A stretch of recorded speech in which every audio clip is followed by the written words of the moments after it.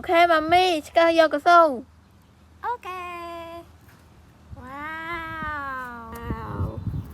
Wow.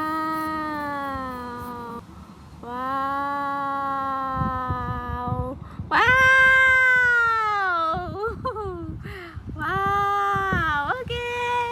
Ok mami. Nè. Thank you. Wow. Baby chạm môi.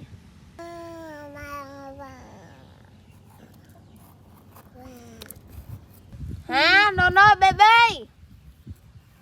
No no baby at ban tê. Mami chạm môi tiệt. Ok. Wow. Wow.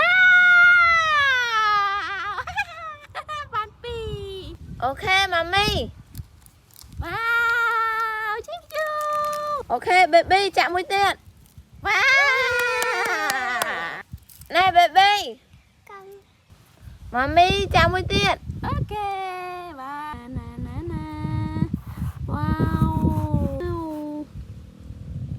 At ba nè Ninh.